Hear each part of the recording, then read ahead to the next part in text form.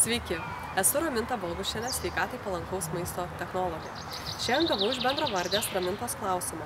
Pasidariau maisto netoleravimo testą ir netoleruoju šių produktų – gliuteno, karvės pieno, kiaušinių, jautienos, obuolių, imbiero. Sunkiausia rasti produktų, kurie neturėtų gliuteno, pieno ir kiaušinių. Kadangi kiaušiniai įeina į daugelį kepinių, ar galiu aš tos produktus valgyti? Tai tokių produktų, kuriuose įeina kiaušiniai, jeigu jūs netoleruojate, kaip jūs teigiate, kiaušinių, jūs negalite valgyti, nes kad ir kiaušinio baltymas denatūruoja terminio apdorojimo metu, tačiau netolerancijos maistui neturi įtakos. Kitas klausimas Ramintos skamba taip, ar auginti pieno produktai taip pat yra sveikatai nepalankus, kaip jogurtas, kefyras, fetas, sūris. Tai iš tikrųjų, jeigu jūs, kaip teigiate, netoleruojate pieno, karvės pieno, jūsų organizmas neskaldo laktozės, tai iš tikrųjų jų vartoti ar rauginti, ar kitaip perdirbti, jūsų organizmas jų netoleruos.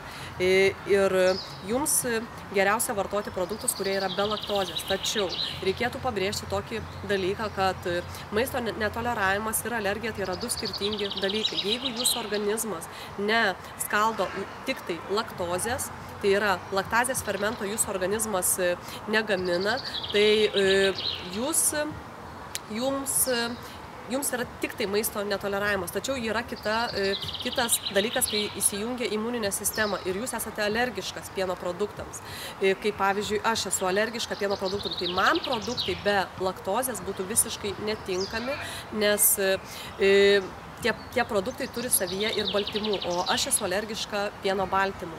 Taigi, jūs turite stebėti savo organizmą ir jo reakcijas į suvalgomą maistą. Jeigu suvalgėte pieno produktus be laktozės ir pajautėte, kad jūs išbėrė, ar jums pučia pilvą, ar atsirado įskiros iš nosies, ar kitos sveikatos problemos, tuomet turėtumėte atsisakyti ir pieno produktų be laktozės. Taip pat jūs teigiate, kad netoleruojate taip pat ir jautienos.